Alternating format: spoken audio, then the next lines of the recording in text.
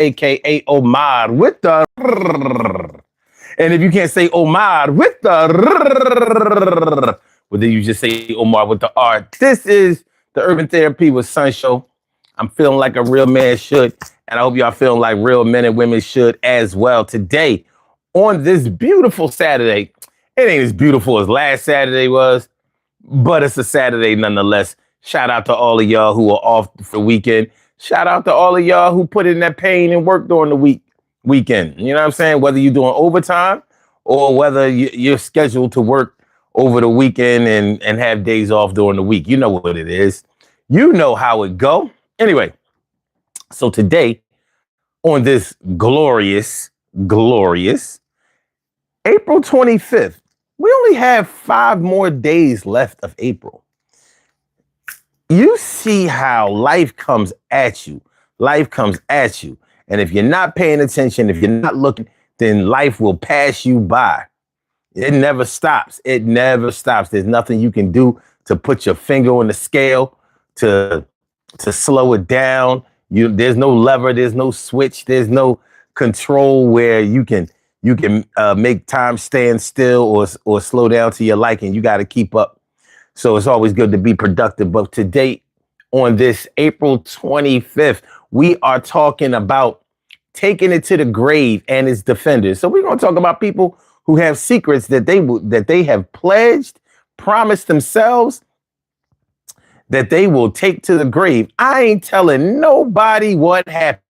I ain't gonna tell nobody what I saw. I ain't gonna tell nobody who was there. I ain't gonna tell nobody I was there. I ain't gonna tell nobody that it even exists. Don't ask me.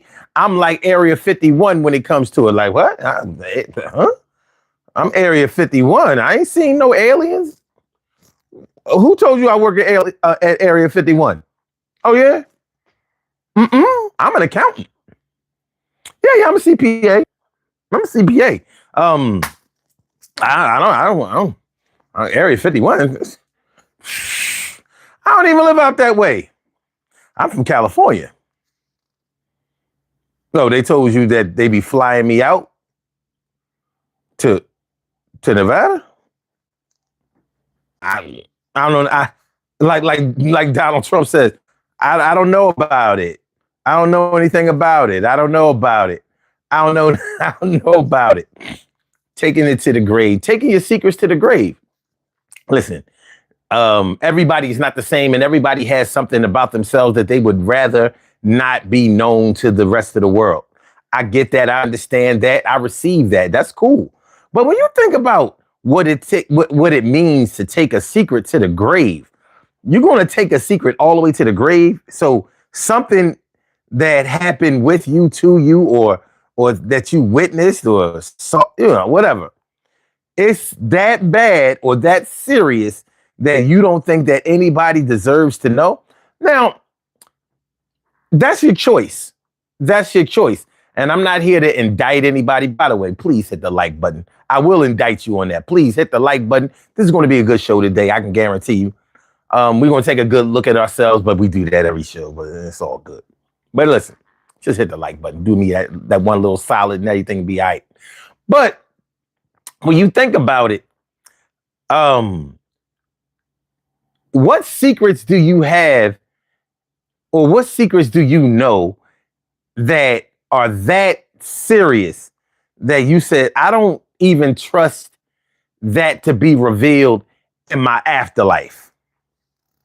In the afterlife, like wherever I go, whether I catch the elevator upstairs or I descend downstairs, my legacy is not going to be cloaked in this information not coming from me. It ain't. So what they say, dead men tell no tales, right? Where anybody and everybody else who knows this secret is gone, unless they told somebody else. And I don't have no control over that. I don't know nothing about it. I don't know about it. I don't know about it. I don't know about it. I don't know about it. My name is DJT. I don't know about it. I don't know about it. I don't know about it. I pretend I know everything. I don't know about it. I don't know about it. I don't know about it. Jeff Epstein. I don't know about it. I don't know about it. I don't know about it. Yo, 2020, 2024 election. I don't know about it. I don't know about it. I ain't know about it. Yo, I got shot in Butler. I don't know about it. I don't know about it. I don't know. How?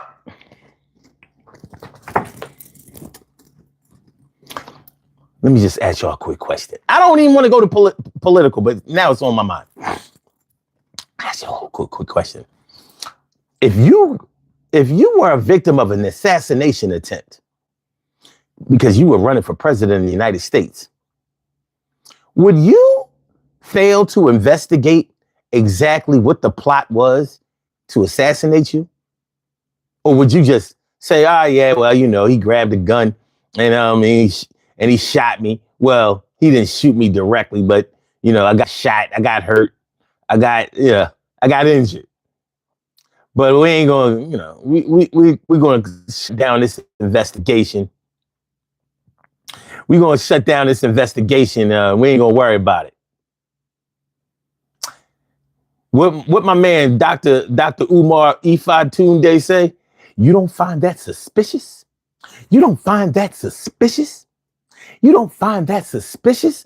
Imagine being president of the United States and running for a second term and being the victim of an assassination attempt while you are at a public rally and you shut down the investigation. Like, nah, we ain't worried about that. Look, I lived. I even grifted off of it. I sold coins and memorabilia and all kinds of shit. You know what I'm saying? So don't worry about that boy who shot me or shot at me or whatever. You know what I mean? Oh, yeah, the boy behind me got killed. Yeah. Casualties of war.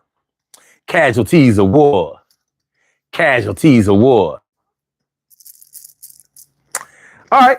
Okay. Anyway, so there's certain things that some people may decide that nobody needs to know because that might sour or shade or, you know, diminish my positive legacy in this world. And I'm worried about that even when I'm not in this world anymore.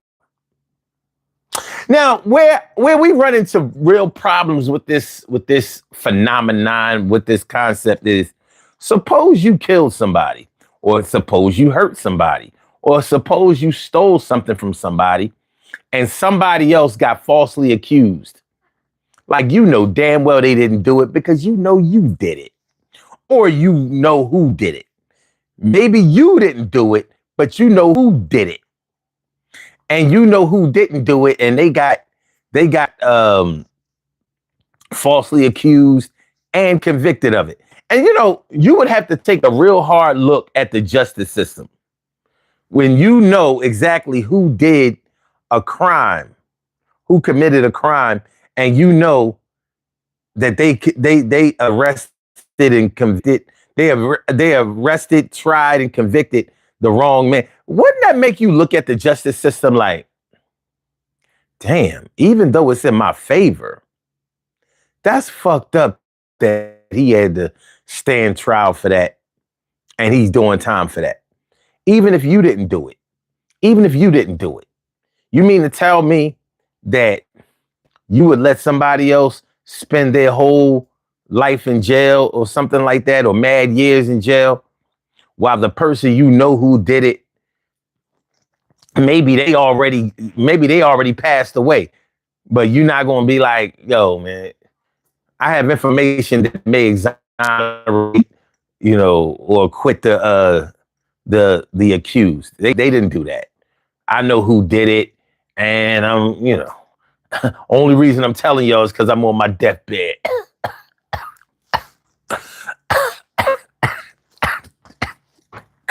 Okay. James Earl Ray did not shoot and kill Martin Luther King. It was actually James Earl Jones.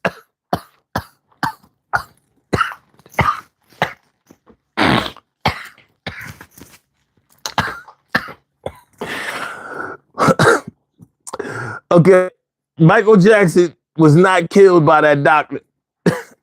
The nigga wanted to die. He wanted to go out like Elvis.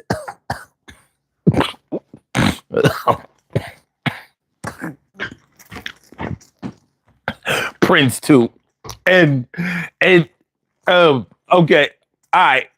JFK, there was no man on a grassy knoll. There was and Lee Harvey Oswald definitely did not kill that man. He didn't kill him.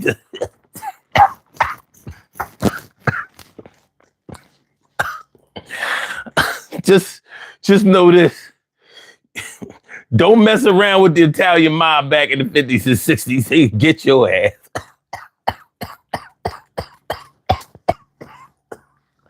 That's all I got. Oh, wait a minute. One more thing. One more thing. Jimmy Hoffa. You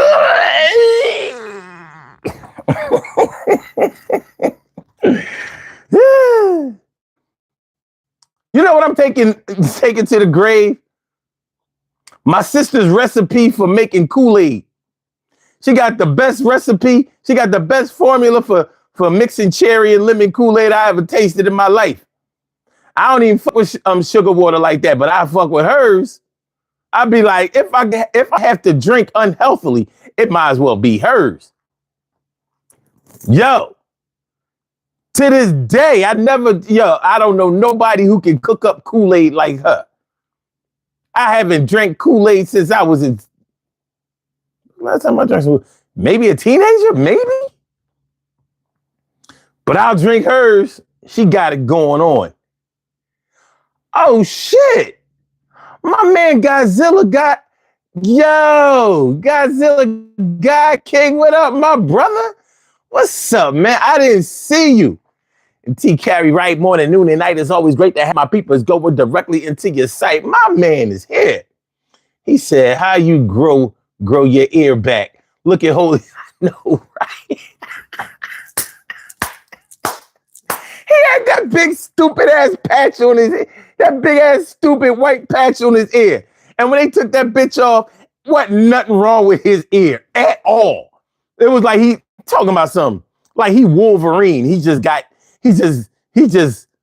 repaired himself. Like, cause he always try to act like he's the most healthy man in the world. Like, motherfucker, please. With your falling asleep at press conference at. Anyway. Oh, that he said that boy dying from pneumonia, coughing. One more thing. One more. Yeah. Listen. I've seen it all. By the way, most importantly, out of all these secrets that I was supposed to take to the grave, Eric Sermon did not rob PMD. They should have never broke up.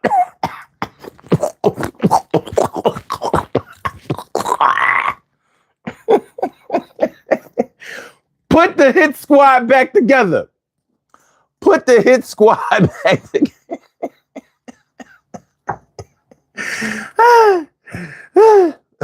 Jay-Z and Dame Dash really did break up over Aaliyah.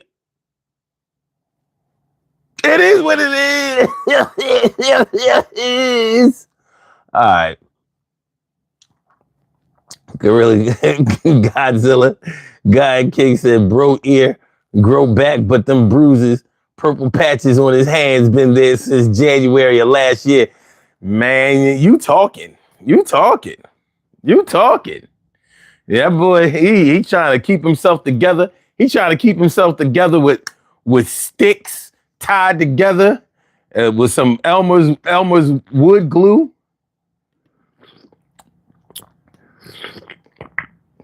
I mean, at some point,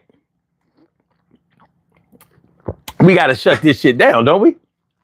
At some point, right? We gwine see. All right, so y'all get the gist of what we talking about. We are talking about taking it to the grave and and its defenders, people who defend that. Like, no. Don't tell. I'm telling you, dog. Don't tell, because that's gonna get him, her, and them messed up. Now, what we might have to talk about in this episode is there's a difference between taking it to the grave and putting somebody in the grave because of them secrets. And a lot of times they the same, they may be coming from the same source. So I'm going to take this secret to the grave, and so are you. And you going to take this secret to the grave today. Jeff Epstein, you taking them secrets to the grave today. August 2020, 2019? That's when he died? Allegedly. Is he dead? Is he? Is he? Is he? I don't know. I don't know. I don't know. I don't know. So what's good, y'all? Urban Therapy with Sun Show, Sun 752, and we talking about taking it to the grave and its defenders. Taking it to the grave and its defenders. I mean, like I said, man, we all have secrets. We all have things about ourselves that we would rather people not know. And some of those things may be things that we're ashamed of. And some of those things may be things that would get other people in trouble. Like, you can get in trouble just for knowing something and not saying something. Legally, you can mess around and go to jail just for knowing.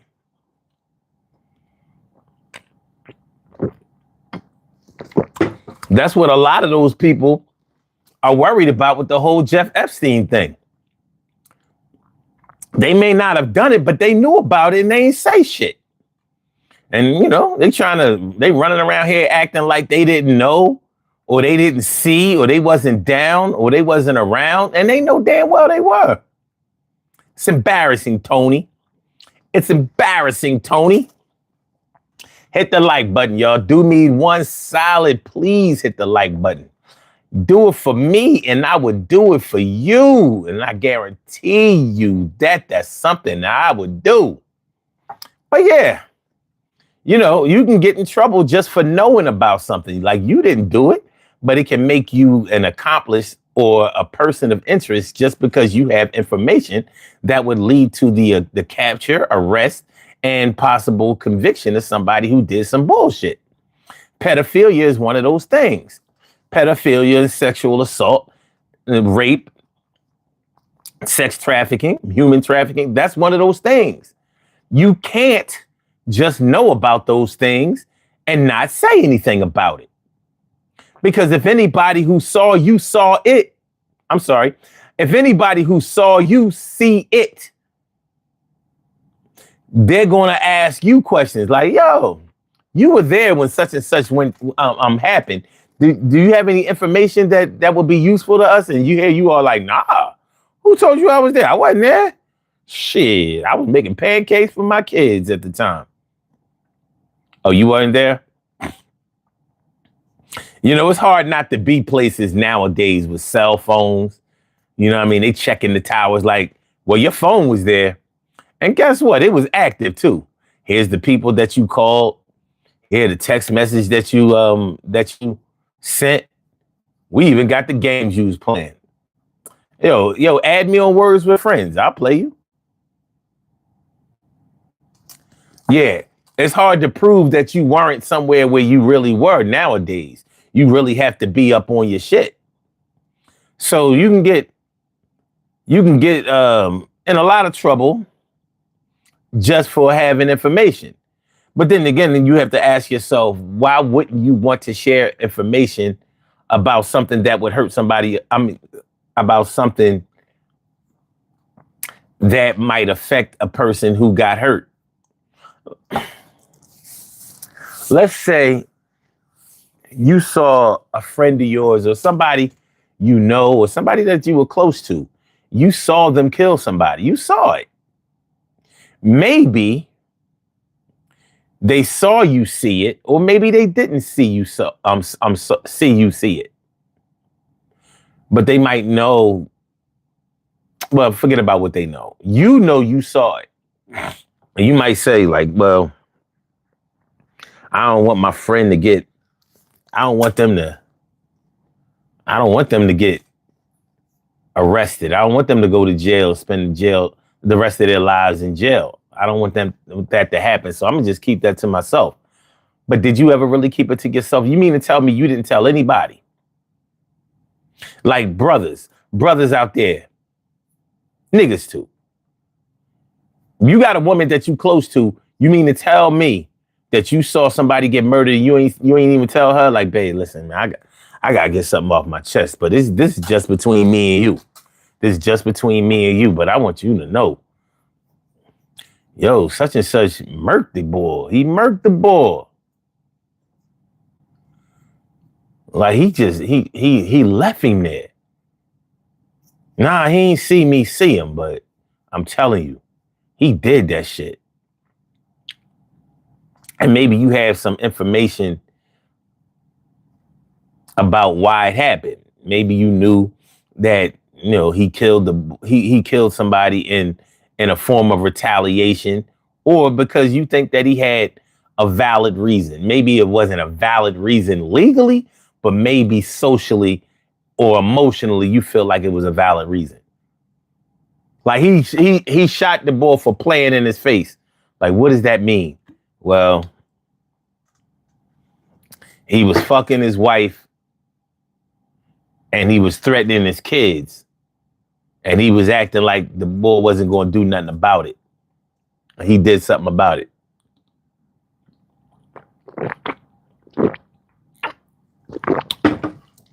He absolutely did something about it.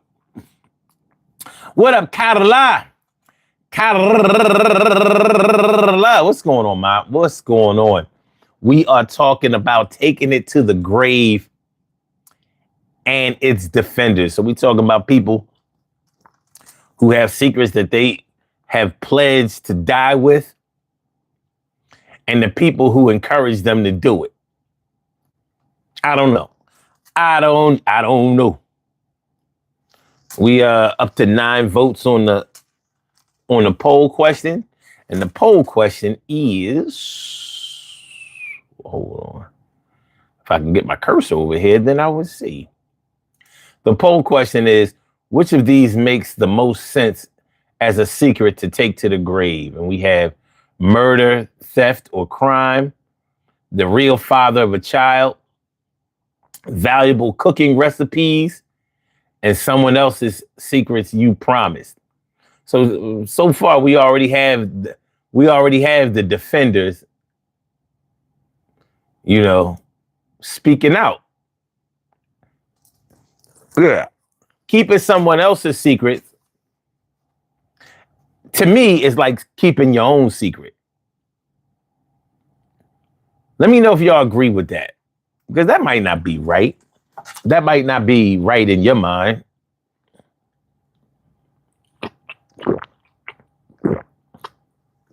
Real shit, I have to decide if it's right in mine. Like, somebody shares something with you. Okay, let's test it out a little bit. Let's put the car on the road and see how fast it can go, see how it handles. If your sister or your girlfriend or your auntie or your female cousin or something like that, if they shared with you that one of their children didn't have the same father as the man who thinks he's the father, and she had decided, well, he kind of looks like the man who he thinks is his father, but that's not his father.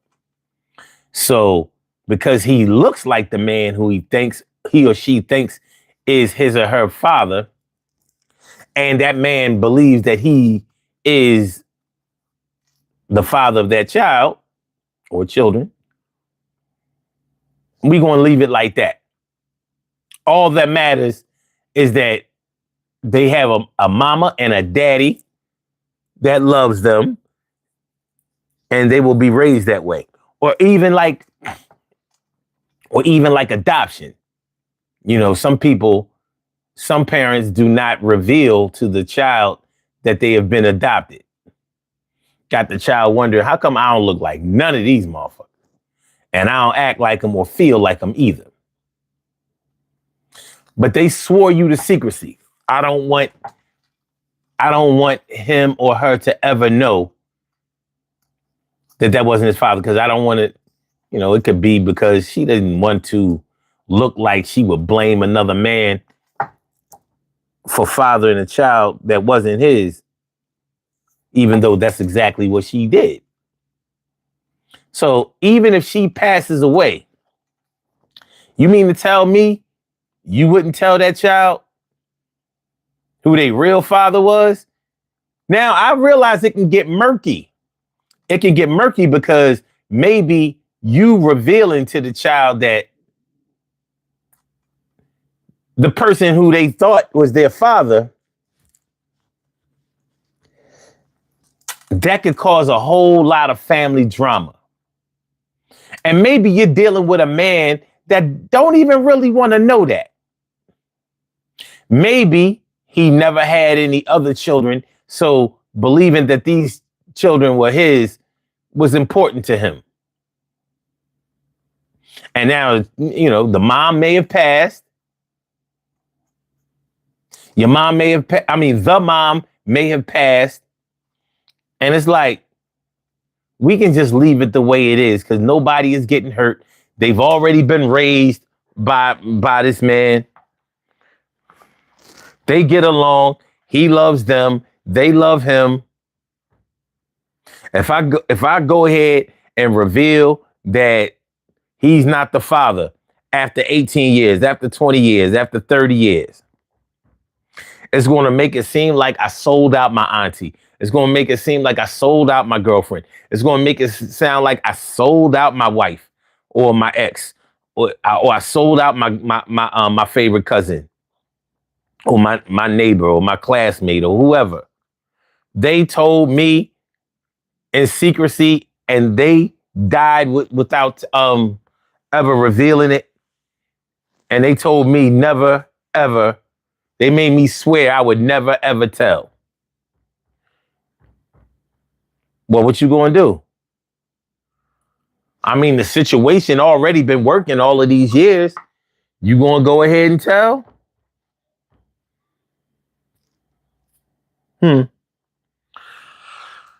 With me, it would not be a good idea to tell me that a man who is not a child's father has been taking care of a child unbeknownst to him, unbeknownst to his actual DNA status.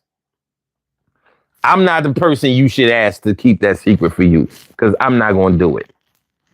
That's personal to me because it's been done to me.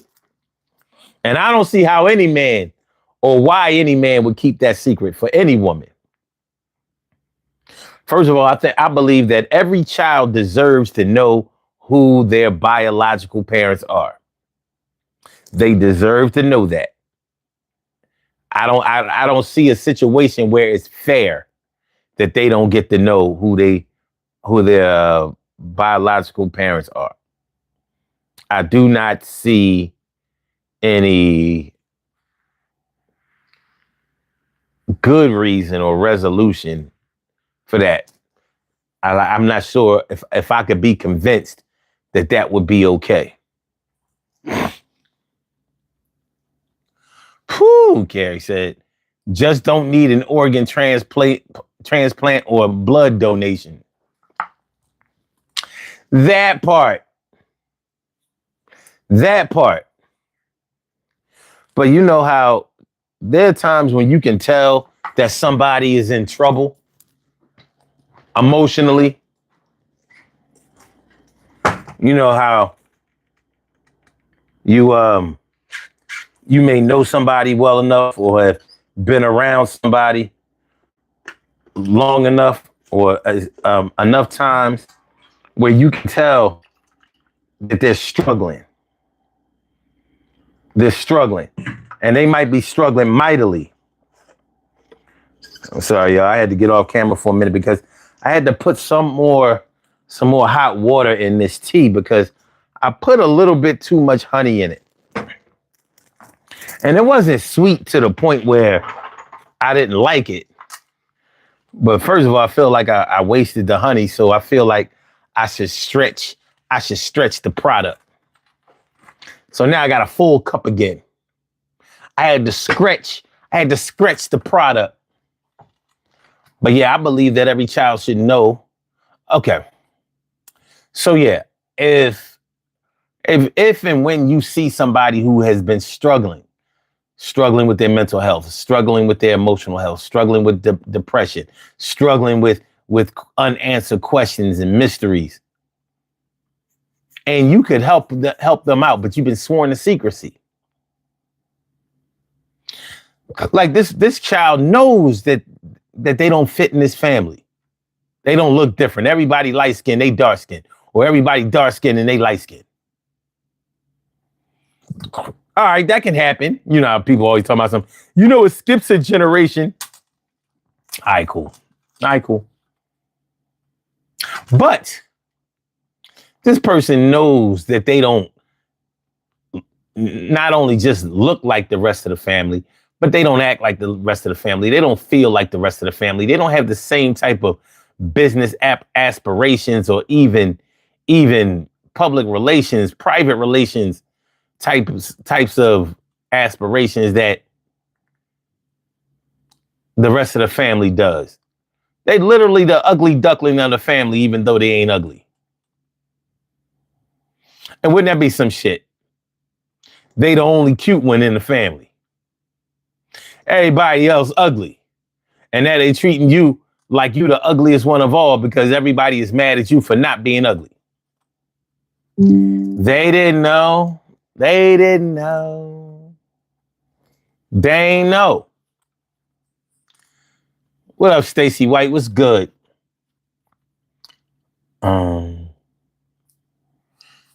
Carrie says, what if the biological father is a rapist or pedo? A rapist or a pedophile? Yeah. What if? And that's one of the reasons why people, one of the reasons people use for not telling the child about who their real father is.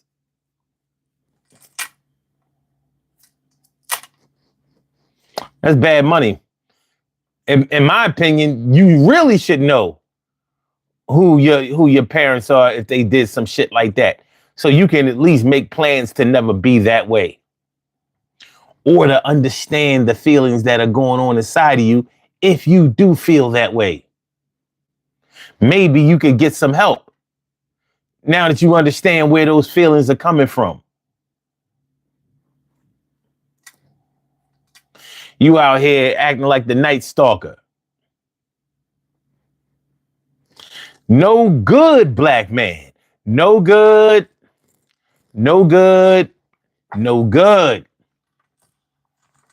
Carla says they eventually told themselves, I act like I didn't know, but did. They say, Carla, I know you know because everyone confides in you.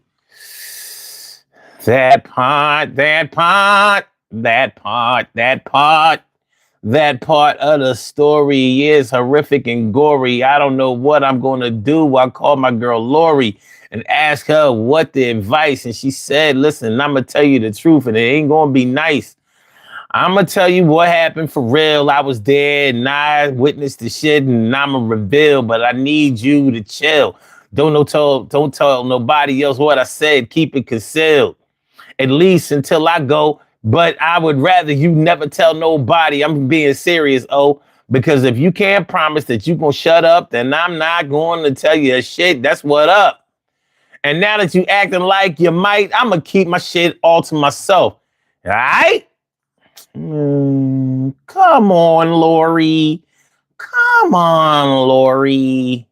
Help me out. Help me, Lori. Help me, Lori. Yeah. Taking it to the grave. People might laugh at the whole taking cooking recipes to the grave thing. But that shit is real as anything else. I tell you that.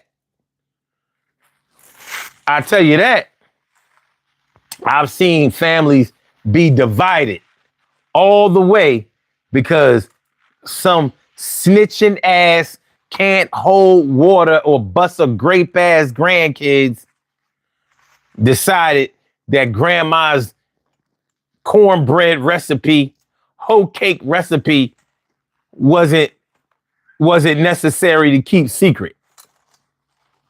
Like, oh really? Well, guess who in the family is never getting shared a secret with again?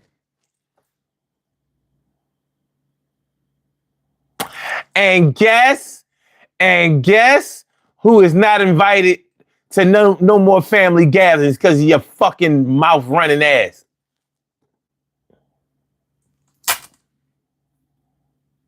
And guess who nobody respects in this fam ever again? At all. Not even one iota. It happens, fam. But that's what you get for opening your big fat pie hole. Your big fat pie hole. Pie hole revealers.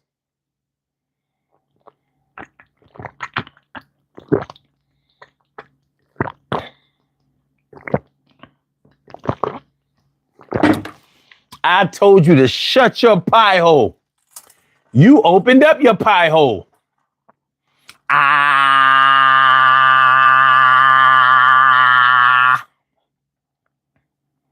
Yeah, I'm big mouthed it. Ah.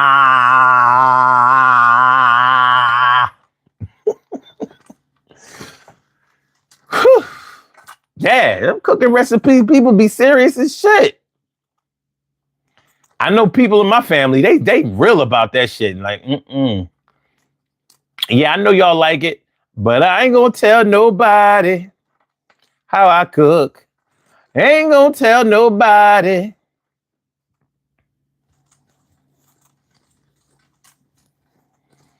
You know, people be begging for recipes. I mean, I already got most of it down. I just need you to tell me how to figure it out yourself, bitch.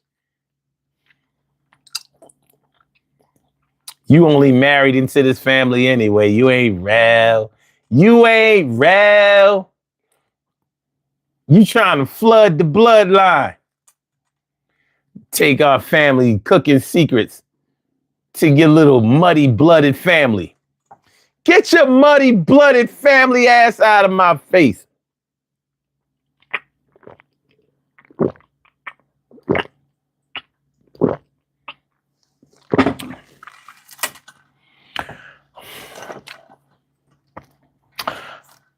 It is what it is. It is what it is. Yeah, man, taking it to the grave, though. Taking it to the grave and its defenders. I mean, just keeping it a buck, keeping it 1,000, keeping it real, keeping it 100. There's some things that you may feel like you should take to the grave, or that you should never reveal, or that you should never tell, or that you should never get out. So yeah, but what about that, y'all? You don't think a child deserves to know who their biological father is, and you know their mom been lying about who it really is? Now, most of us have come from families where we've seen what happens when a baby gets blamed and it ain't right. We've seen it. We've seen how it divides the family. We've seen it. We've seen how people have gotten hurt and how certain people aren't allowed to come around anymore, and they didn't even do nothing. But they came through and they told the truth, or they supported the truth that got told, and they got ousted. They got extracized. They got, oh, should I say extricated? They got excommunicated. They got socially removed. Family gatherings are off limits because you went and fucked up this family with your big mouth. And it's all because you told somebody who their real parents were.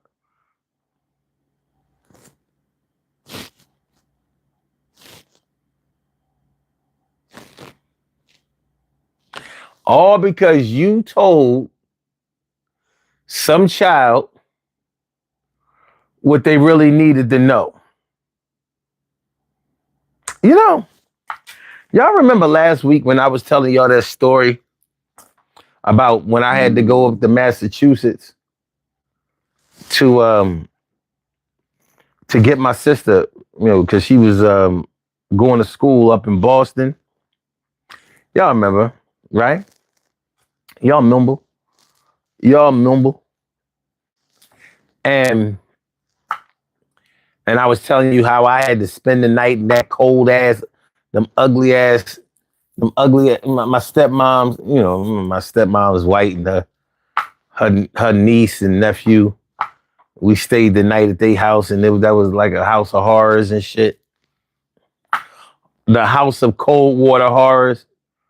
And I told you I got up early in the morning to go get my sister and pack up the truck and get her to fuck on up out of Boston because I was mad at Massachusetts and my anger has not subsided. While we was on our way home, while we was driving, because the ride is like 5-6 hours from Philly to Boston. It's about 6 hours. You could do it in 5. It'd be very, very hard to do it in 4. You would have to be going so fast that, I don't know. The traffic would have to line up like so perfectly for you. I don't think it can be done in 4.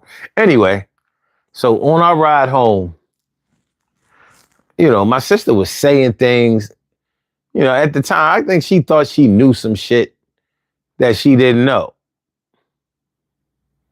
And what I knew that she didn't know at the time is that there were more. This is what I knew at the time that she didn't know.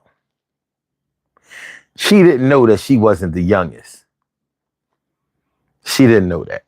She thought that she was the last child born, and she was born November 17th, 1982. She thought that she was the last of the Mohican. And I was like, huh. Oh. She don't know about these other children. Now, I was pretty sure by this time my stepmom knew. But they obviously hadn't been.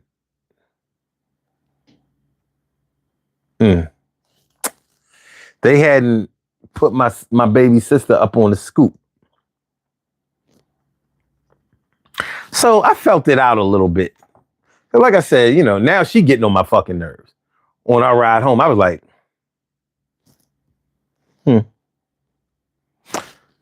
I said, well, what would you do if you found out that there were more kids and they in this family, brothers and sisters than there are? And now I got her attention.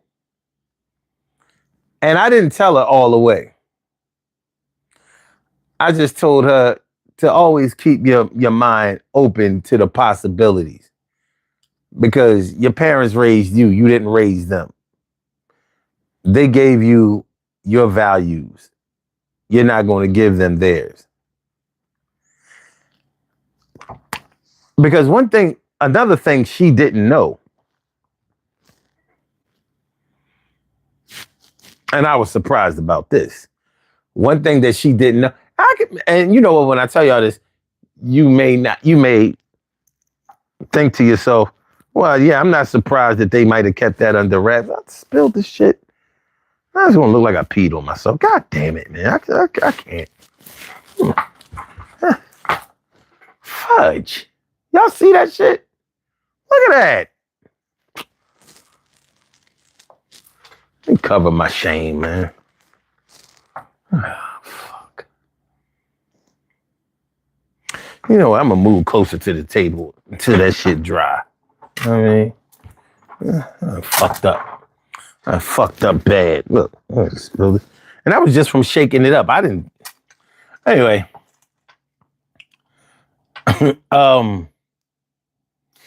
She didn't know that my dad was married when her mom met my dad. She didn't know that. So I was like, oh, you don't say. I said, well, I didn't tell her. I just said, once again, keep your mind open to the possibilities. You don't know what you don't know. But thinking that you just came from this loving situation, that I ain't saying that you didn't come from love, but we ain't gonna act like all parties involved were in the right. That's all I'm saying. That's all I'm saying.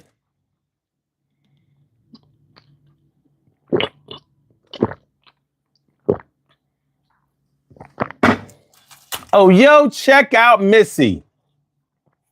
What's good, Missy Miss? How you feeling? But yeah, it made me wonder, like, was my stepmom going to take that to the grave? Or did she not even consider it to be a secret?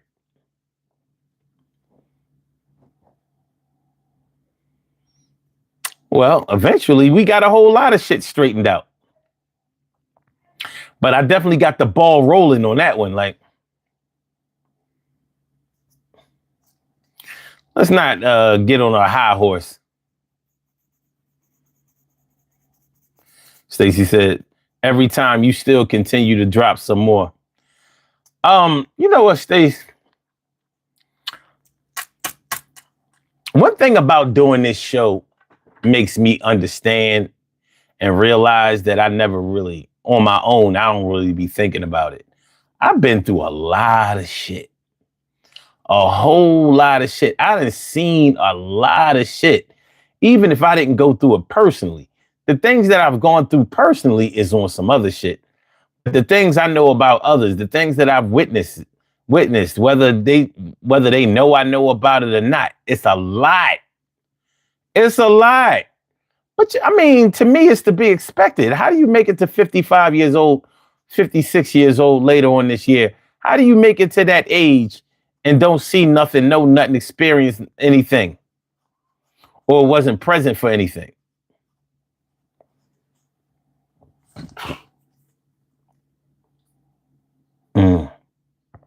Wow. Okay. I didn't see these. Gary said, is there anything that you think someone should take to the grave? With me, no. Why take to the grave? Why? Like, I mean, why you here? I mean, you can keep it a secret as long as you want, but take to the grave? I'm not sure if I agree with that. I'm not sure. Not sure. Even spiritually speaking, don't they say that God makes you repent and you're supposed to testify? Or so I don't know. Carla says, when the real dad was revealed and wasn't no damn good to start with, secret was better than staying a secret. I think they still they deserve to know.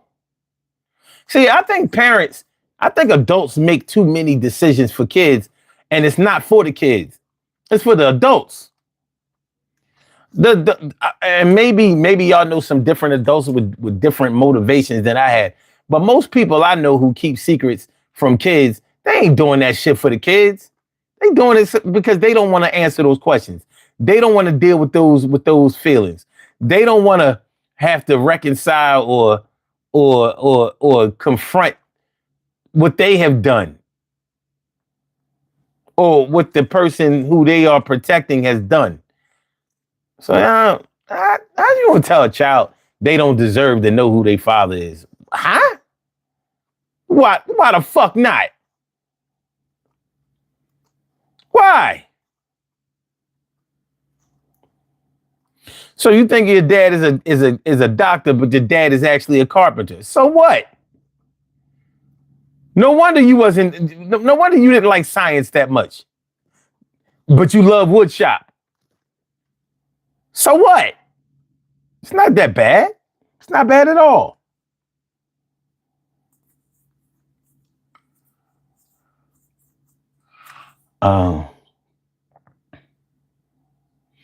Missy said, "I'm doing well, thank you."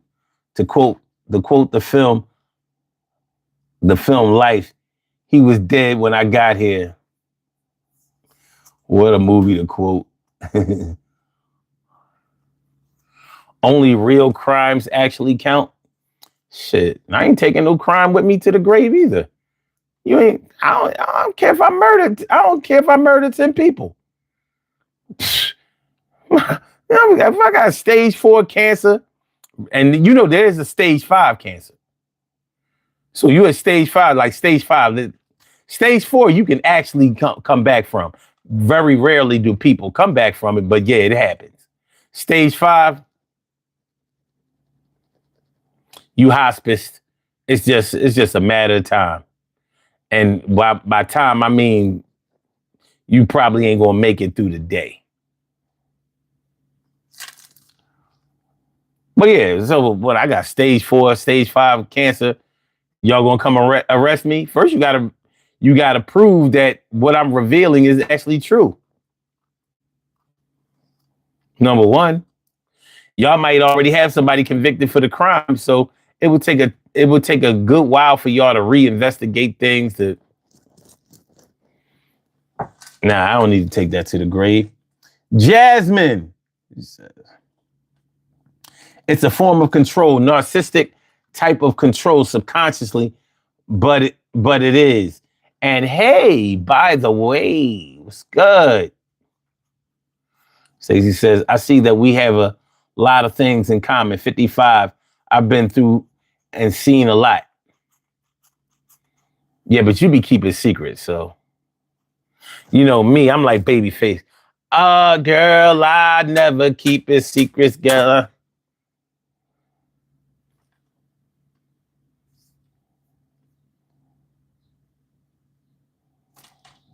Girl, I never keep it secrets. Yeah, I never tell a lie. I'm gonna make it up to you. Girl,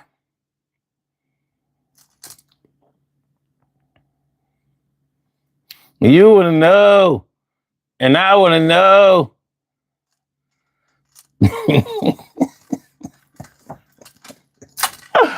Man.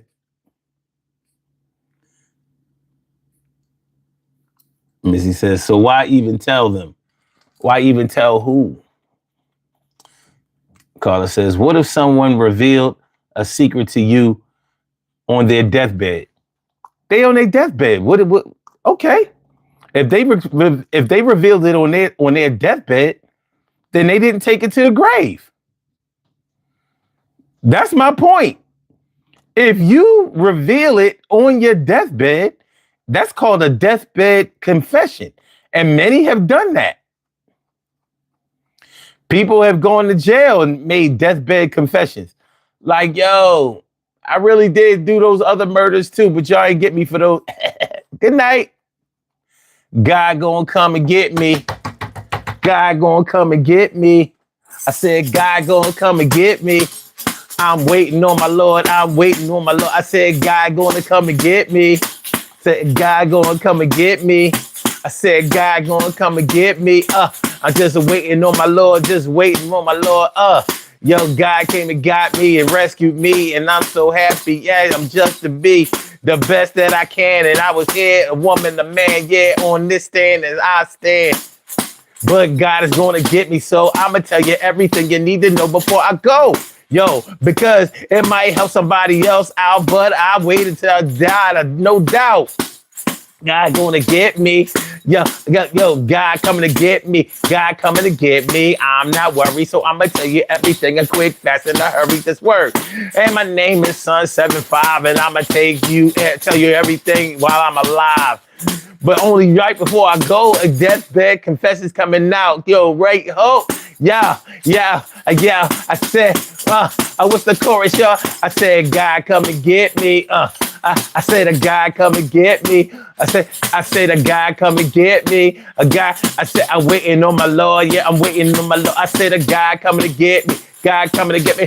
He coming to get me right now. Yo, God coming to get me now. I'm waiting on my Lord. Yo, he coming to get me now. Everything is going to be all right. I'm going how? Do you think that I'm going to take him to the grave? Yo, I'm going to tell you right now. Yo, behave and save. Save for the last. Yo, I'm telling you everything. I know who took that ass. God coming to get me. God coming to get me. Yo, he coming to get me right now. I'm good. So, yeah. Deathbed confessions is real. They real. Deathbed confessions are real. But I don't know about y'all, but I'm not gonna let somebody do life in jail or die by lethal injection because my mans and didn't want to go to jail. So I'm not gonna tell. Listen, I'm not going to let that happen. That shit could happen to me. Fuck out of here. No.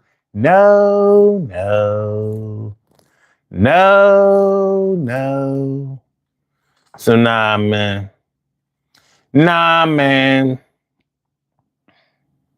Jasmine says, keep the secrets.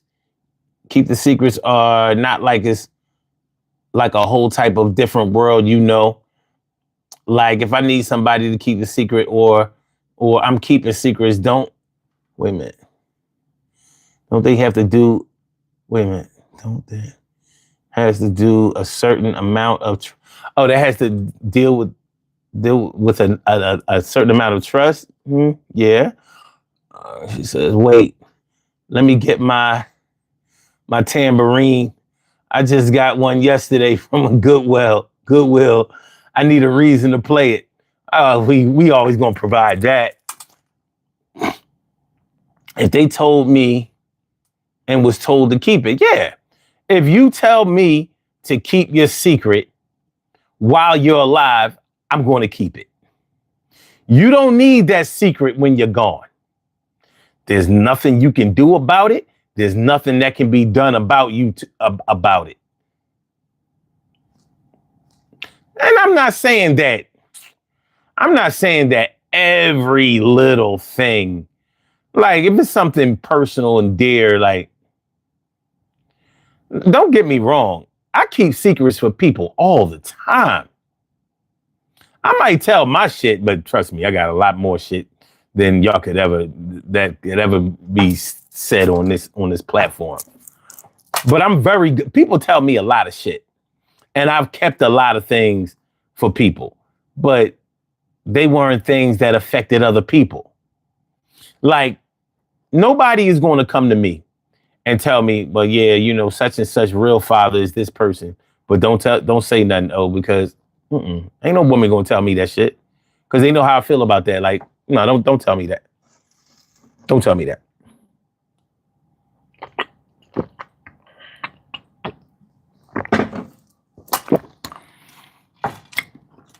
Like, I'm not entitled to be able to tell your kids the truth about their true heritage. But nothing better happen to you. Because, I'm going to let them know. You deserve to know where you come from. You deserve to know where the fuck you come from. That's it. That's it. And I'm not wavering on that. Nope.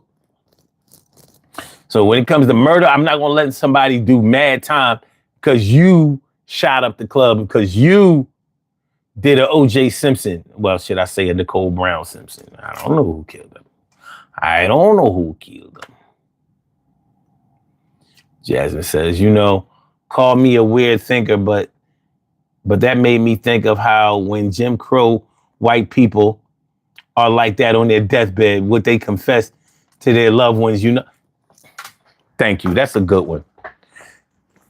And some of those people have actually taken it to the grave. All the black people that they done strung up, or had murdered, beat to death, and all of that old shit. And they let somebody else do time for the ones who actually got convicted. Yeah, they let them do time. Most of them didn't even get convicted because they was all in it together. And that's why I don't fuck with no elderly white people from the South. You from the South and you elder, I'm like,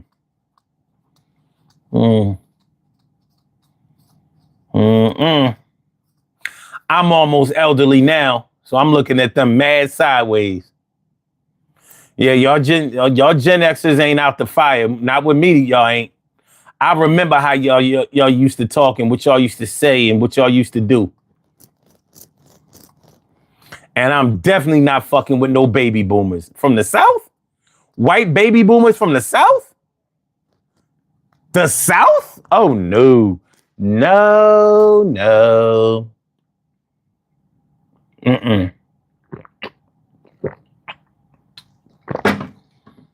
Yeah, you might be acting like you don't have a problem with black people or others today, but you done seen some shit, which means that you facilitated some shit and you protected some shit that you saw done wrong to us. The fuck out of here. No. I don't have anything against white people individually, but collectively, I know too much of what they will do. Fuck what they have done. I know what they will do. And it's kind of horrific. Jasmine says, that's exactly what I was thinking. Horrible, evil things, because let's just keep it real. History ain't recorded everything. In South Africa, a lot of the older folks stick to it. Didn't exist. Oh, good old apartheid. What, we supposed to have forgotten about that? That shit ain't even into the 80s. Late 80s at that. What, early 90s? Hold on, let's get it right. When did apartheid in South Africa officially end? As far as on the books is concerned. Damn, my man Godzilla God King, he from South Africa. He could have told. When did apartheid end in South Africa? 1994.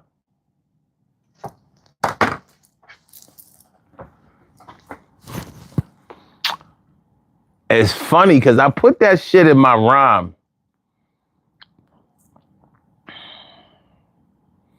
I put that shit in my rhyme and it made sense in 1994. Because it went before black men couldn't come out at night. It was the saddest thing I ever really seen in my life. In 94, now we got a black president. What the fuck for? You're now tuned into Revolution 2000. Whitey still on the station, but turn back to your public housing. But when I said that, yeah, it was the saddest thing I ever really seen in my life. I said that black people couldn't come out at night. It was the saddest thing I seen in my life. In 94, and now we got a black president. What the fuck for? Because our first black president, to my knowledge, was Nelson Mandela. I wasn't talking about the United States. At that time, I never thought that we would have a black president in the United States. I never thought that shit. I never thought that could happen. People act like now people act like, you know, they want to diss Barack Obama and shit and act like he didn't do nothing. Motherfucker, he did something for your mental. If he ain't do shit, he opened the possibilities. We didn't grow up with them possibilities. That was all skepticism. Like, nah, they ain't gonna never let a black man be no.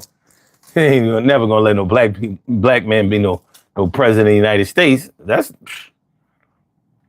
He got elected in 2008, and I was 38. It took 38 years for me to believe. I did not think that could happen. Now we want to treat that shit like it wasn't nothing. Shit. Speaking of taking secrets to the grave, imagine what Barack Obama knows. Can you imagine that shit? And he's definitely going to take it to the grave. But can you imagine what he saw as president of the United States? Can you imagine what he has learned? What had to be revealed to him as president of the United States? Can you imagine what he wasn't told because somebody decided that I don't give a fuck whether he's president or not. We're not telling no black man this shit. Can you imagine that secret? Is it going to the grave? Yeah,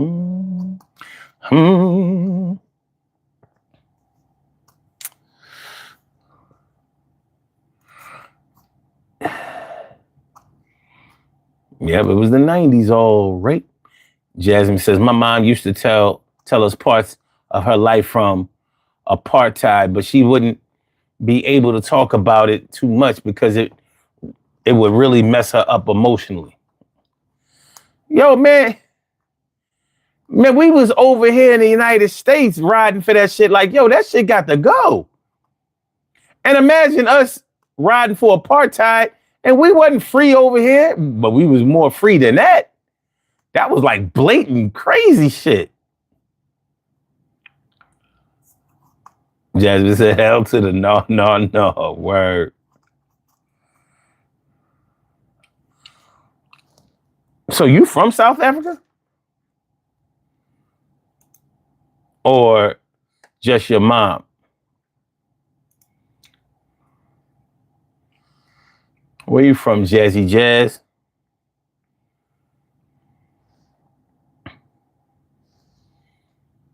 Jasmine.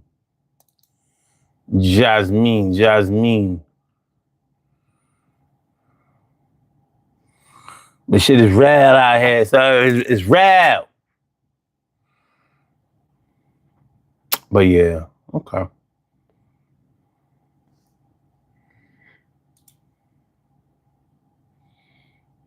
It's real out here.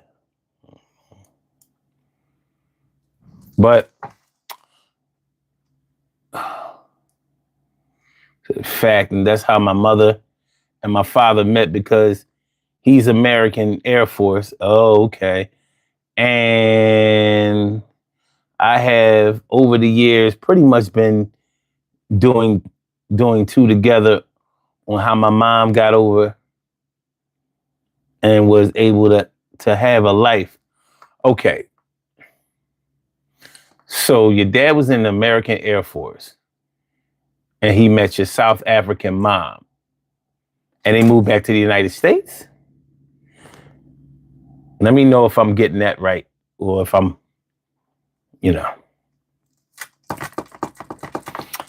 if I'm,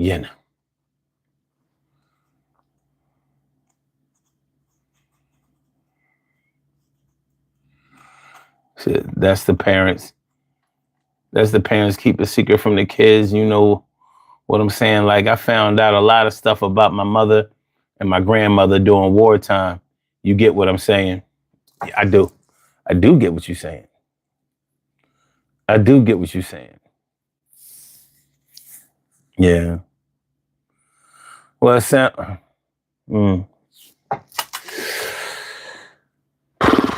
things like apartheid, Nazi Germany, even the victims, even many of the victims decided to keep their experiences secret for the rest of our lives. Because when you're in a situation like that, under serious extremes of duress, you don't feel comfortable about revealing it. Because even though all of the perpetrators are supposed to be gone and you're supposed to be safe now, there's a good chance that you never feel safe ever. And so you may just internalize that shit and take it to the grave, even though you didn't have to or even need to. But maybe I have to look at the word need again, because you may feel like you needed to, and that may have been the only feeling that you needed.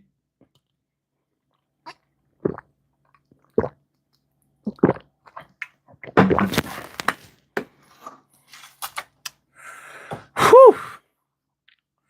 Heavy, man.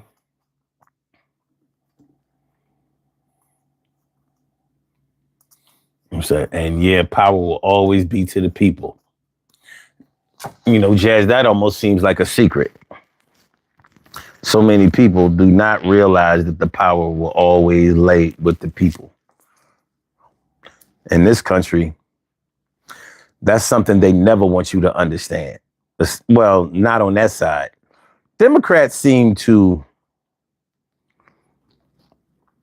not that they don't have their problems, because there are many, but at least they believe and they push the narrative that the people are who they're working for and who really matter.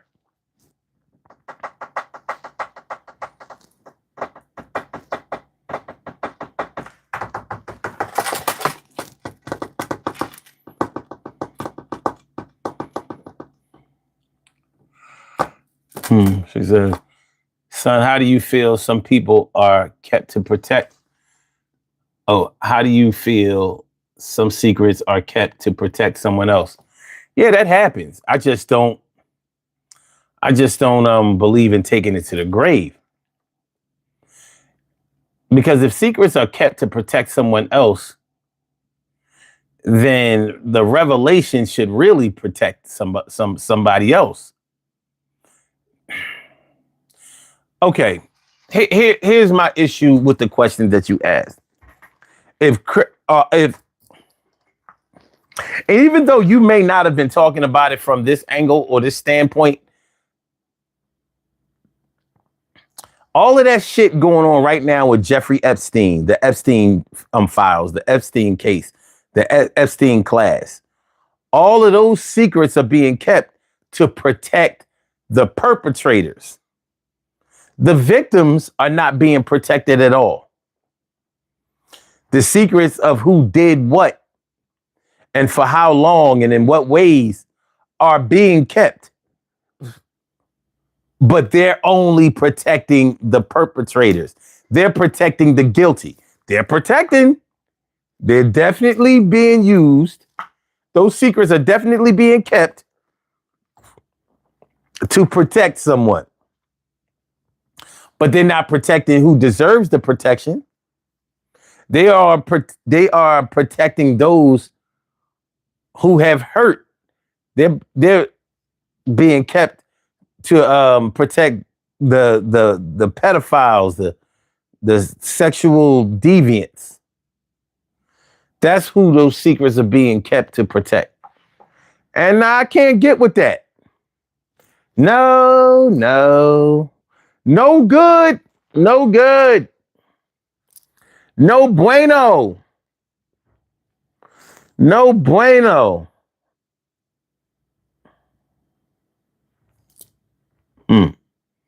Some secrets are like the fine print. Speaking of fine print, right? So my cell phone carrier sent me a text message saying, yo, you can upgrade to this new flagship phone for free. $0 per month. Free. All the way free.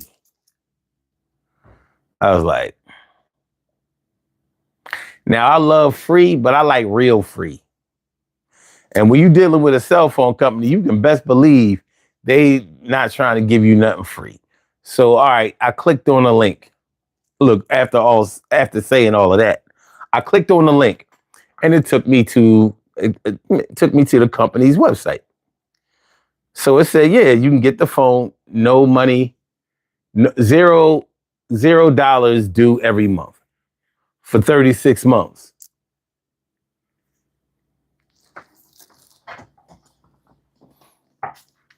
$0 due every month for 36 months. If it's 0, then why is there a time limit on how long it's going to be $0? That's what I'm thinking up front.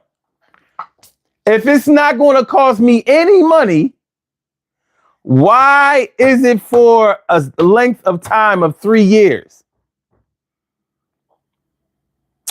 So you click on, let's say you click on the phone and you trying to get the checkout. All right, 0 right? Okay.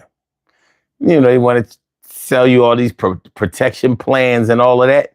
That's not 0. You know what else wasn't 0? That phone, that flagship phone for 36 months.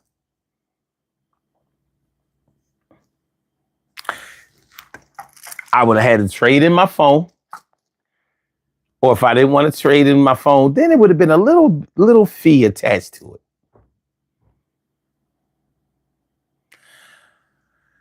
it. When all was said and done, you paying something over 36 months.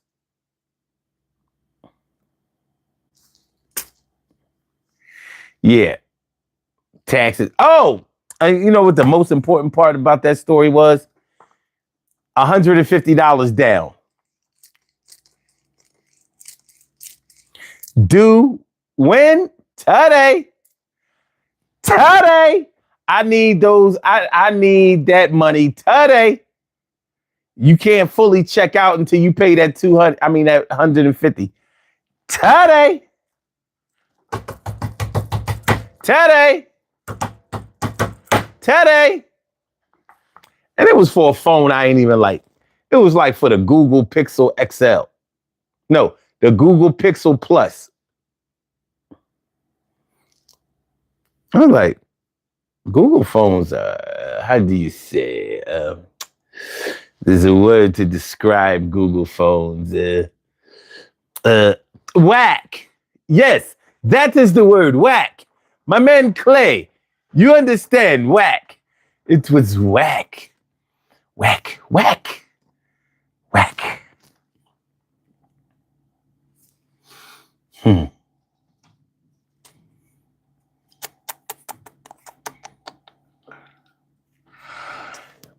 My man Clay says, I just saw a clip from 1983, 60 Minutes. Ed Bradley had some folks revisit Rosewood, who were original survivors of the racial massacre. Only one lady hadn't even told her family of her experience, trauma. Exactly. She may not have felt safe ever again. Jasmine says, remember when Men in Black, the scene where Will Smith said there ain't no time for this cover-up bullshit. Tommy Lee Jones said these people go about their lives because they don't know about cover-ups.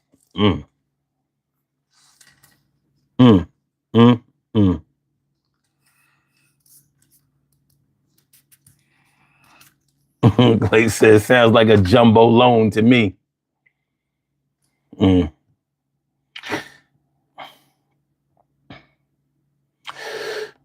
And Clay says, one thing, real zero is my only thing real zero is my checking account. Yeah. Carrie says, if I am asked not to reveal the location of a loved one in order for their serial abuser not to find them, I shouldn't take their location to the grave. No, that's different. But honestly, I don't want to break down your scenario, but I don't think that would be a scenario that you would need to take to the grave. One or the serial stalker or whatever, he might pass, and or the person who you were protecting. So I have no problem protecting good people. If you notice, all the scenarios that I gave were scenarios where people was on some fuck shit. Having one man pay for another man's baby. He may have decided to pay anyway if he knew, even if he knew that another man was the father. But the problem is he was never told. So I got a problem with that. Another scenario was murder, in which somebody else was accused, arrested, convicted, and is serving time for somebody who actually did the murder and is out here scot-free. So yeah, like I said, I'm not going to protect anybody on some fuck shit. You know? Still, when we talk about taking it to the grave, I don't think people really understand what taking something to the grave means until they on their way to the grave. See, right now, as a mostly healthy 55-year-old man, I'm not thinking about taking anything to the grave because I'm not planning on dying no time soon. But let me go to the doctor next week and get the diagnosis of some terminal illness. Now my death due date is coming up real fast, and I'm like, yeah, I might feel the need to purge some shit. I mean, if you're a spiritual person, religious person, what would you rather? Would you rather face man or face God with what you've done? It's just a question. Would you rather face God with what you've done, or would you rather face man with what you've done? Your choice. My man Ed from Detroit. Ed from Detroit was good. Says, what are your thoughts on the Eagles draft picks? I like the first three. And I like the trade. I like it. I think they're having a good draft. I like Mekhi Lemon. I like the tight end and the see, I only know about the first 3 rounds and the defensive tackle. I mean offensive tackle. I like that. That boy like 6'9". Like, can he even get on in a 3-point stance at 6'9"? That's a big motherfucker.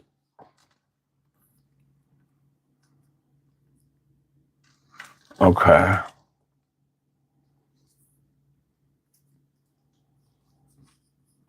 Jasmine says, I'm a logical conspiracy theorist, and I'm convinced that when the super rich get bored, they make bets on people that they have demographic over, and they do stuff like throw somebody's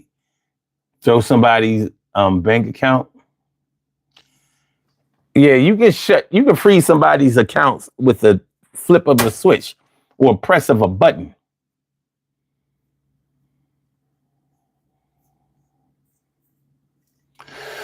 Okay, Carrie says, I agree with the paternity and fatalities standpoint. Yeah, I'm not taking your secrets to the grave if you was on some fuck shit. I'm not doing that. I'm sorry. More than likely I'll keep them a secret while you're here. But if you gone,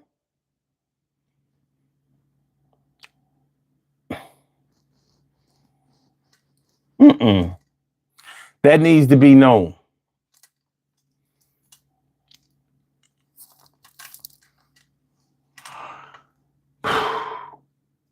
Stacy says, the people is okay. You say you rather face God. I mean, it shouldn't be that hard of a choice. But see, you got to be a believer that there is a God and that he's going to judge you.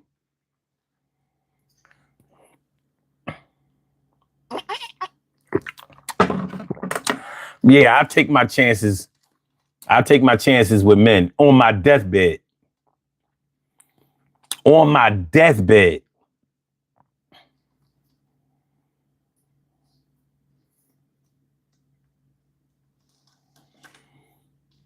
Jasmine says no. I meant to say how they flood their bank account with a gang of money, and they hurry up and realize the mistake and take because this happened to a few people. Okay.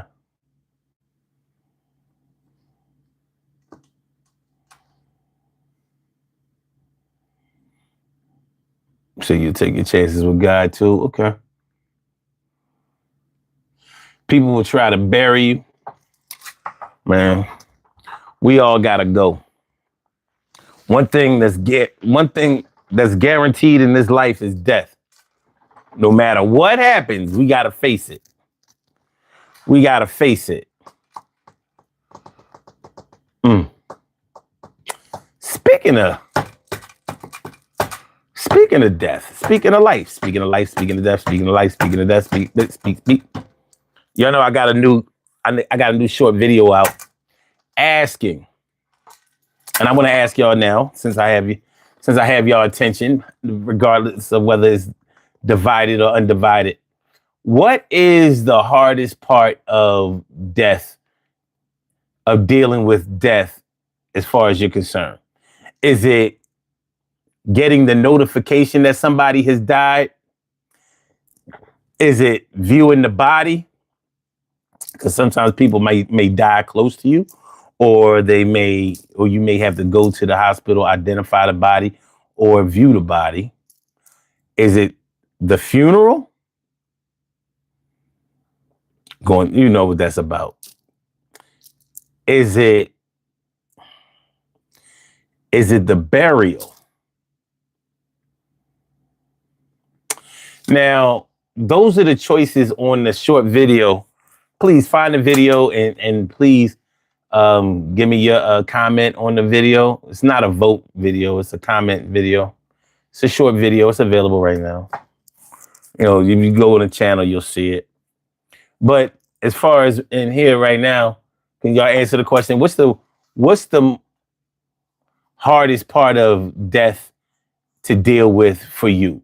Is it getting the notification that somebody has died? Is it viewing the body? Is it the funeral?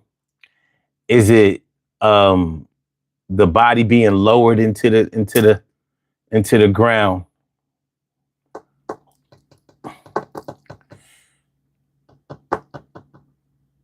Out of those four, which is the hardest for you? Which is the hardest? For me, even though it's the part that I'm the most used to, for me is viewing the body. But you know what? There's one more that I don't know if y'all have been through, but this is a hard one. And it deals with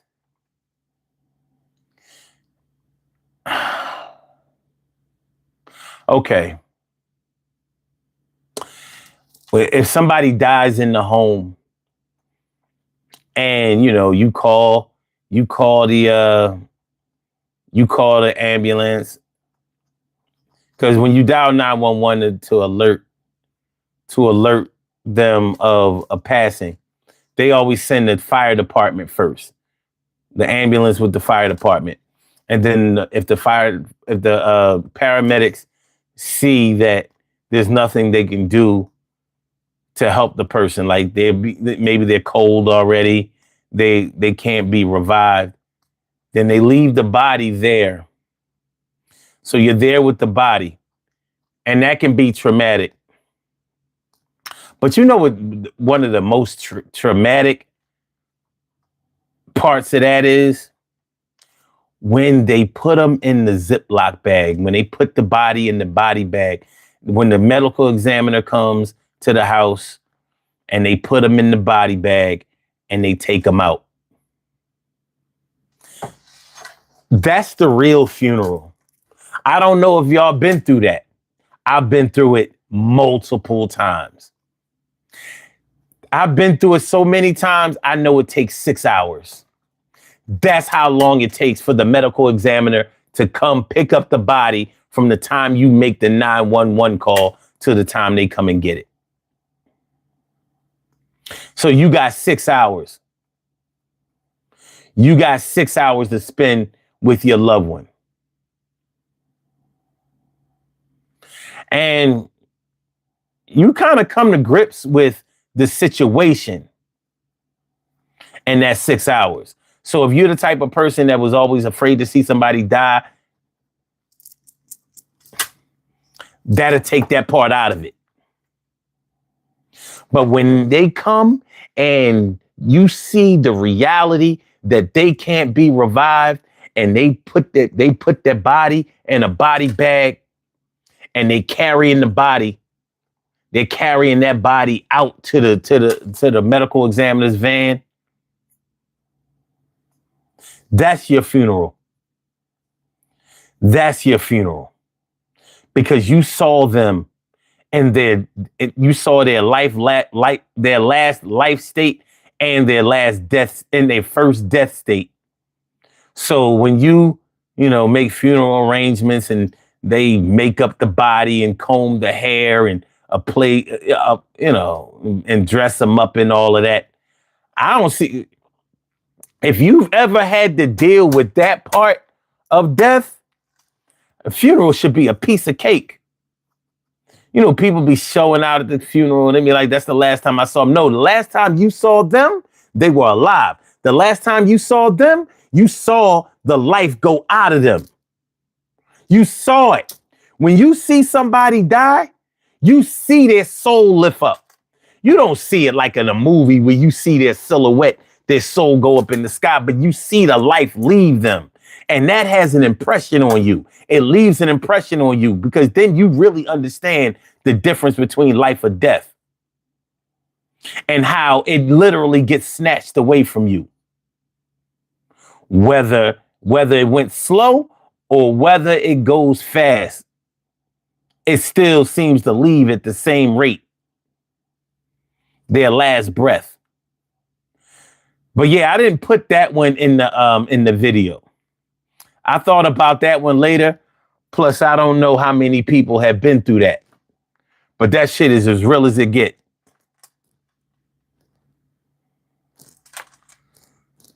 Why?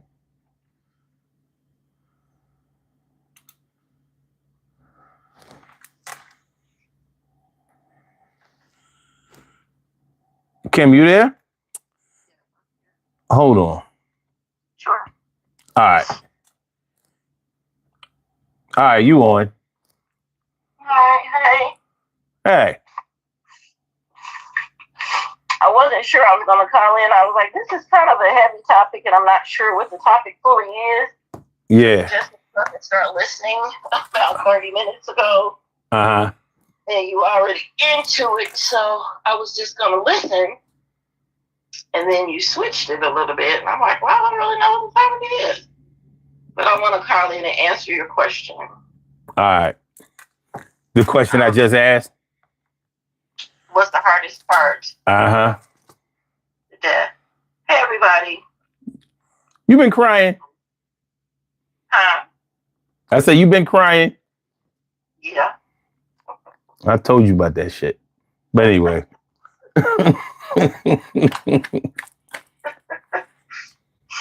So I think the hardest part is on, for me, a by case basis. Like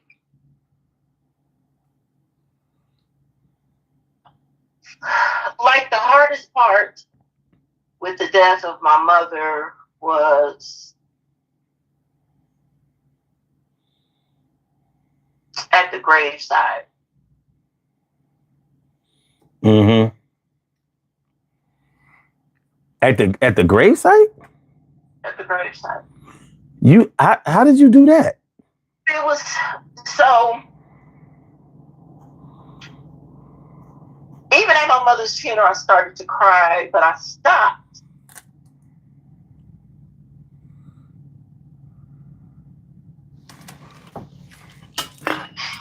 Because my mother wasn't a crier.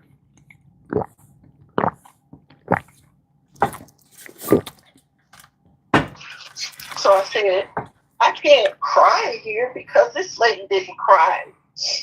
And I got to be strong like she was. So we went through the whole thing. But once we got to the cemetery, and it was something about them lowering her body into the ground.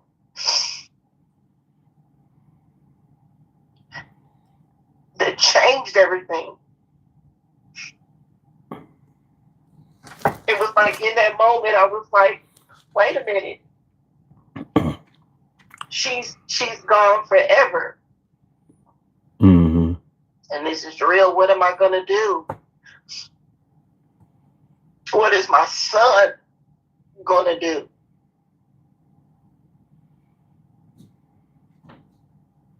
So for my mother, it was that. Mm-hmm. With my grandmother, I thought it was coming to this house after feeling it and knowing she was gone. Mm-hmm. And coming to this house and finding her and facing the truth. I thought that was the moment until I moved into the house. And that was the hardest part. Being in this space without her. That first year was very hard. Like, nobody knew, but at night I would go outside and sleep in the car. Mm. Because I said, I can't sleep in this house without her. It's not right to be in here without her. And I struggled for a long time with that. I think that was the hardest part with her.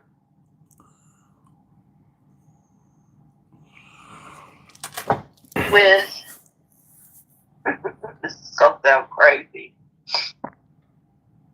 with my auntie Tanya, the hardest part with her was one day realizing, it's going to sound crazy, but it was Easter. You know, I don't care nothing about these holidays. However, it was just sitting there thinking, I'm not going to get an Easter basket this year. I'm grown. This is recent. I'm not going to get an Easter basket this year because time is gone. And it was in that moment that it was that. So I think it's different for different situations. And sometimes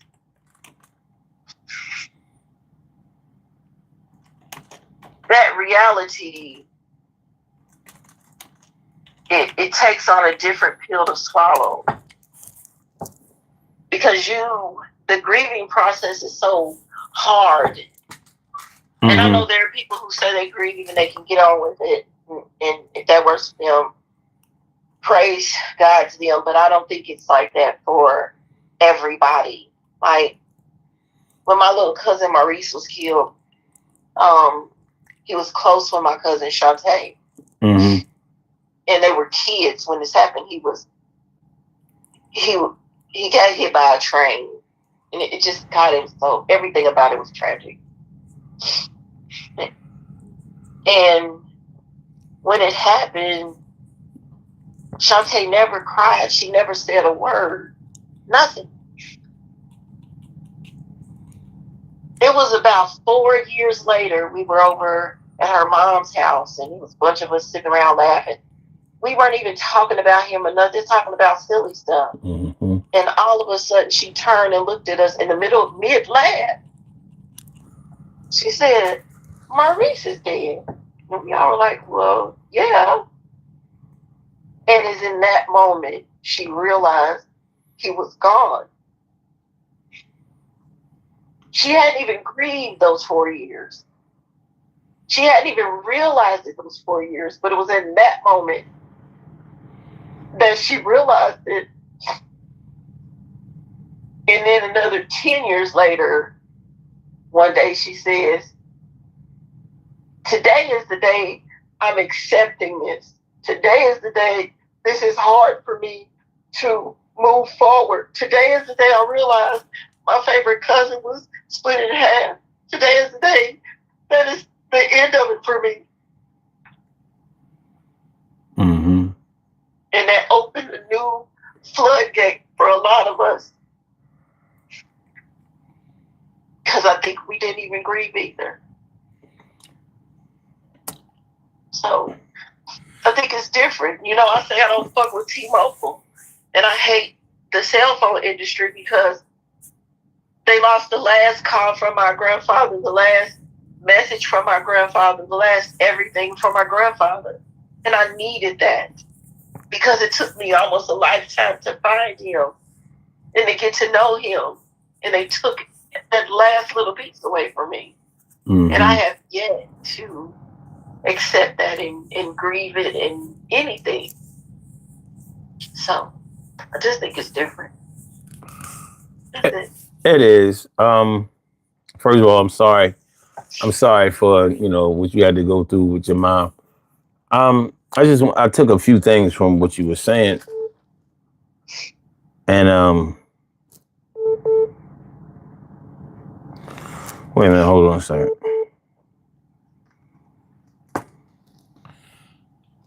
Caller with the last numbers. Okay. I guess they hung up. Whatever. Hopefully they was either trolls or spam and they decided not to. Okay. Sometimes, I was talking about this earlier in the show, how sometimes your mind will block out certain things in order to protect you. You know what I mean? Like when your mind knows, your spirit knows that you're not ready to deal with something, sometimes it will block it out. Have you ever had an experience with somebody and they seemed like they were really in the moment? And it might have been like a harrowing experience or something like that. And they really don't remember the details from that experience. And you're like, how the fuck you don't remember that? Yeah. And you think, you might have thought they was lying. Like, oh, they over here capping, acting like they wasn't. Their mind might have said, no, I can't use that. You know what I mean? I can't fuck with that right now. I got to put that on hold so I can live right now. And that might have been what happened with your cousin. It might have been just too heavy for her at the time of his death until 4 years later when she was actually able to deal with it. It's a possibility. I can't say for sure. You would know better than I would. I believe you're correct on that. Yeah. That's even the same for victims of abuse. I know. Definitely. Yeah, absolutely. Like, why are women just now saying something? If it was me, I would say da da da da da blah blah blah. And I was like, maybe now is when the reality sets in their mind. It's like, okay, come on, I'll take your hand. Let's go through this. You don't ever really know how you would deal with something when it pertains to you. You know what I mean? When your feelings are caught up in it, and the person that you know is the situation you have to deal with or whatever.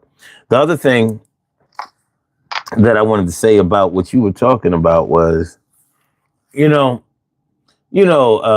said, you had to stay strong because your mom would have been strong. There's nothing weak about grieving. There's nothing weak about mourning.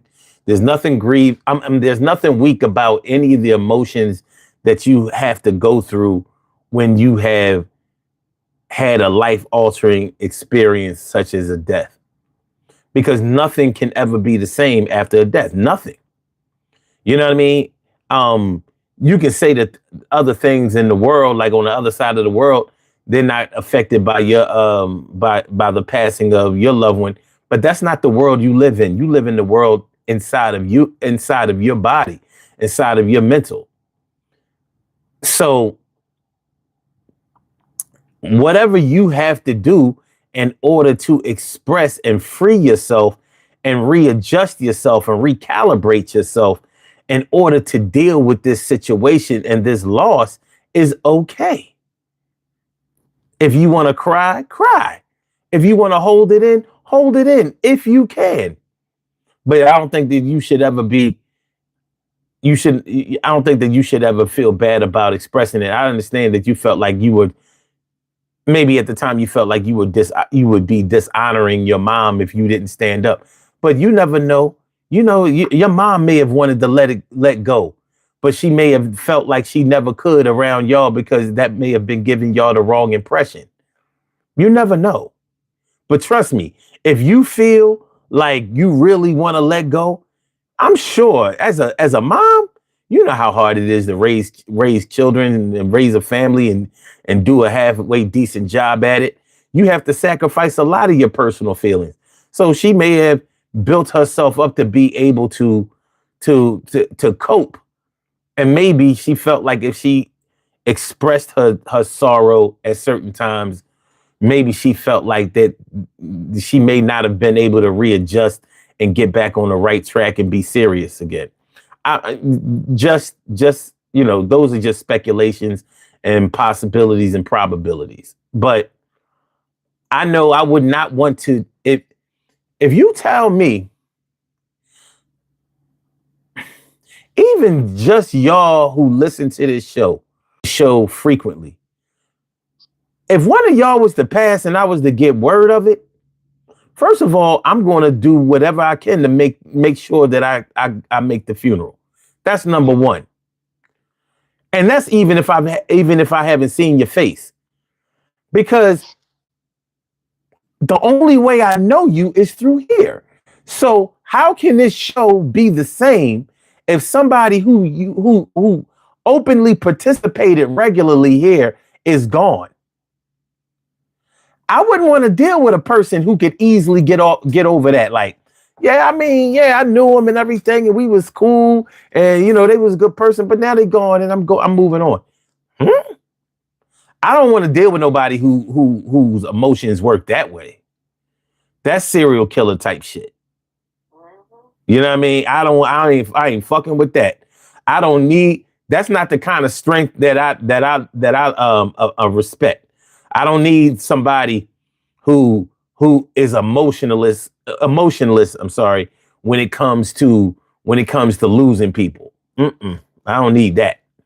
The only people that should be like that are people who are in the military at war, and as you can see, they're not like that. They be all kinds of fucked up when they come home. Yeah.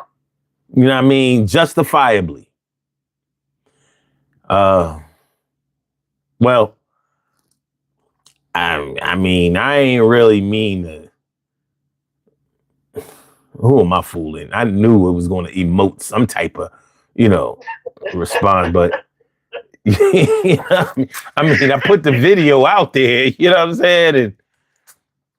But we all have to deal with this. Death is the most sure part, most guaranteed part of life, and it's still it's still the hardest part to deal with. And I hate people who say, "Well, it's going to happen. You knew it was coming." Just because don't mean there's no way to prepare. There were two different emotions. With my mother's death, I was able to accept it a little better. With my grandmother's death, I still fucked up about it. And it's because my mother was sick. But my grandmother was sudden. It was a freak thing that caused my grandmother's death. With my mother, she was sick. So her sister said, "You knew it was going to happen. I prepared for it. You should have prepared." And I'm like, "Bitch, prepared what? No way to prepare." You can prepare. You can physically prepare, like get their affairs in order. But you don't know they're still here while you're preparing for them not to be here. So you're still holding out hope. But since you brought it up, what's harder to deal with? The sudden passing of a loved one, or when they are terminal and it plays out over a period of time? What's harder? The sudden. For me, the sudden. I still have issues. I still am traumatized by it. I'm still like, dang, what if? I'm still trying to come to terms with it and come to some kind of understanding. Even though I'm better than I was then, there are still moments I'm like, damn, how did this happen? Why didn't we do this? Why did that? I still deal with that. With my grandmother in this house, it was gas. It was a hot summer day. It was gas. A gas leak. And sometimes in here, just out of the blue, I smell gas. And I freak out totally. I'll call, they'll come, and it's nothing. Then I'm like, are you telling me, you here? You saying something? And then I feel bad because I'm like, God, why did we do? Why did I do? Why didn't these people listen to me when I told them something was wrong? Why didn't they come here sooner and do what I told them to do? So I think that was the hardest one. Like, I still struggle with that because it was out of the blue. I just talked to her. The last thing she said to me was, you look like a movie star. Please don't cut your hair. I love it like this. Mm. And the next thing I know, life, the reality of living long enough happened. So that's sudden. That's why that was the hardest one. That was all of a sudden. I think that's the hardest one. Knowing, no, you can never prepare for it, but you know it's coming. I'm not saying it makes it easy. No, I'm not. There's no wrong answer. Yeah. I think for me, it's harder for me when they die suddenly if I'm not that close to them, because I feel like I missed the opportunity to get closer to them. It's harder for me when they are close to me, when it plays out, because you gotta deal with that hope that they're going to start to get better and they don't. And you know that they're dealing with that grief, because they want to get better. Who wants to be sick? So you're suffering, and you see them suffering, which makes you suffer more. And then you feel bad about even feeling like you're suffering because you're not the one sick, and so you start feeling selfish. That's sickness shit, man. But yeah, I mean, but you do get, spend time with them, and you get to tell them that you love them, and you get to ride it out with them. But still, when they close their eyes for the last time, you realize all of that. I don't care if they were sick for 5 years. All of that 5 years mean nothing right to that point. Because you spent 5 years hoping that you would get a 6th year. When you said that makes me think of one of our recent situations. When you told me about our friend, and I say friend because she was, in Milwaukee, that moment on that show when you said that she's no longer here and why. After the show, I was like so devastated. Mm-hmm. Because for the longest time, she's like, we are so close. You gotta come and visit. Miss PG was something else, boy. Yes, and I'm like, girl, okay. She's like, you are so banoodles. I love you, Kim Will. I said, I love you too, girl. She was like, roar, baby, roar. So when you said that, I was like, wait a minute, what? I'm not going to hear this grown lady call me baby anymore, and it's no sexual nothing. That's just how she was. Mm-hmm. I'm not going to hear this lady say it's banoodles. I'm not going to hear this lady say roar, baby, roar no more. And I was like, wow. And I find myself looking for those old messages. Mm-hmm. on occasion. I find myself just recently looking for any kind of recording that I can find. And this is what I regret not going through BTR and trying to save every file I could. Because I was like, man, I just want to hear her voice one more time. Yeah. Yeah, that was and trust me, I did go up there. I saw them a couple of times. They delivered. Like, wow, this is some shit. And And you I'm know, glad because you brought back these people are wild and crazy. They are everything we hear. They are the truth. But boy, you love being around them. And that's what made the difference. They were real and they were real hood, but they were real people that you love for real. yo, they treated me like a brother for real, for real. That shit is crazy. You know what I mean? How they set up their little studio. They had the closet instead of soundproof, they soundproofed it with couch cushions. I was like, look at this shit here. I was like, get the fuck out of here. Hold on. And I'm thinking like, this shit is fucking genius. It's ghetto as fuck. It look crazy, but it's soundproof like this shit was soundproof like a bitch. Couch cushions in the closet is your phone booth. And I mean, that's your studio soundproof booth. I went right in there and bust my rhymes. I was like, meanwhile, my cousin is checking on me the whole time. Like, you all right? Because, you know, Milwaukee is Milwaukee. And they like, you know what I mean? This is what Jeffrey Dahmer was. You know what I mean? I ain't taking no chance. He did not want to leave me there. And look, he ain't want to leave me there. And at the same time, he ain't want to stay with me. But the first sign of trouble, he was coming through. And I love people like that. I do. I love people like that. When I say my ex, his auntie is from East Chicago. And we would go visit, and man, when I tell you, they didn't have a pot to piss in. They didn't have a wiggle, they didn't have shit.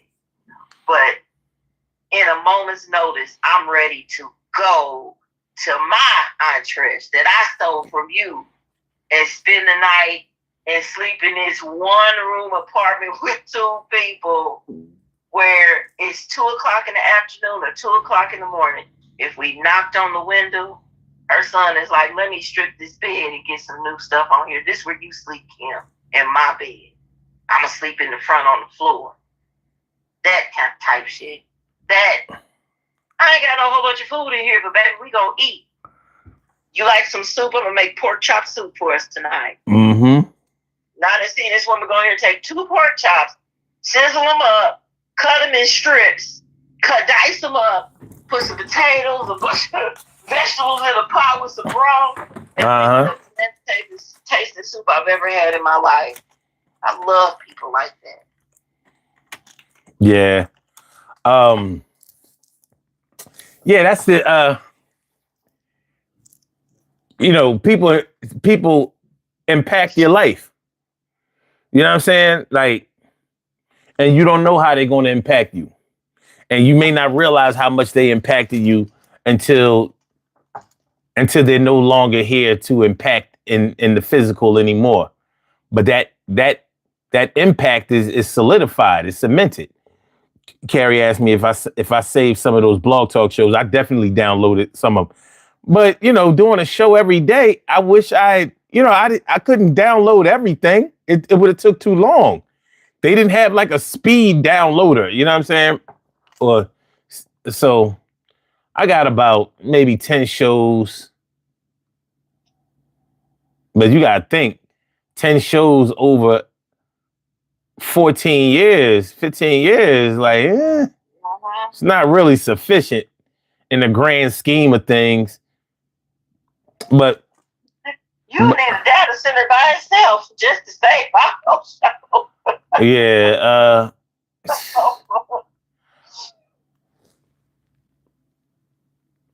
What are you doing? This damn cat is in heat. She over here wilding. If you spray, huh? Hell no, I don't believe in fixing. That's why I get girl. That's why I get girl cats. That's why I don't get boy cats. You ain't gonna be stinking up the crib. But I ain't fixing no damn animals. Fuck out of here. I mean, I wouldn't let them fix me. But anyway, yeah, you don't know how somebody is going to affect you until they're not there to affect and impact you in the physical anymore. But the impact is already is done. It's finished. It's verifiable. All right, we got to get on up out of here. But I hope this helped in some kind of way, because sometimes you got to get it off your chest. Yeah. And all right, let me say my byes. All right. Happy birthday today, Urban Nights. For those who have birthdays today, and for everybody else, stay safe. Everybody, I love you, my family, if I call you my family. And I will say, if something happened, it would impact me just the same.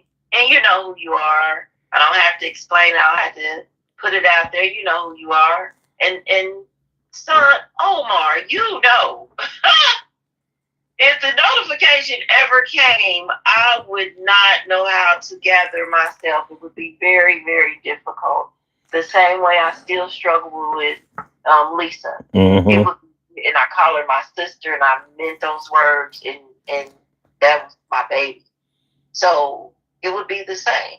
Like, we have all gone through a lot without ever being face to face, and we became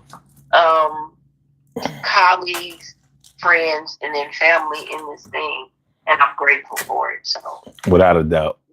That's all. Have a good one, everybody. Enjoy the rest of your Saturday. All right. All right. You have a good day, Kim. Be safe. Yeah. All right. Let's do the poll question first.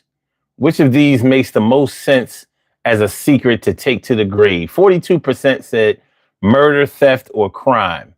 11% said the real father of a child.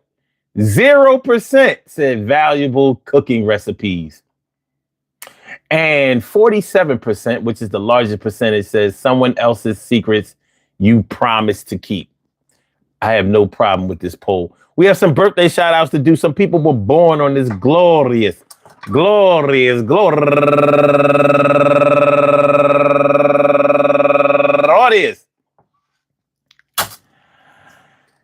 April 25th, and they deserve to be acknowledged. So let's go about our business of acknowledging them and making them feel special, because they are special, because they are special, because they are SPECIAL. They get the RESPECT. They are SPECIAL. They get the RESPECT. They are SPECIAL. They get the RESPECT. They get number one out the box, Shavala. Wait a minute. Chavalia Matthews. There we go. And Deborah Bailey, Shakira Brand, Keisha Dandridge, my girl from Milwaukee, Princess Hill, Pat Sanders, my man T. Milton Street. You know what I'm saying? Okay. And it's funny because we were just talking. No, that's not his birthday. It's not his birthday today. We not doing that. Yes, it is. My man Petey Green, the girl Miss PG that we were talking about earlier. This was her husband, Petey Green, turning 49 years old today. And last but not least, my girl Tila Williams. I want to say happy birthday to all of y'all. And I hope that today finds you all a good health, happiness, mind, body, soul, and spirit. And that goes out to each and every person out there born on this glorious.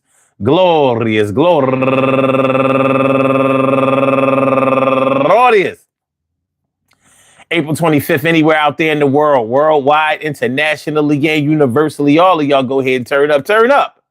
But don't turn up too loud. Just turn up loud enough so everybody can see.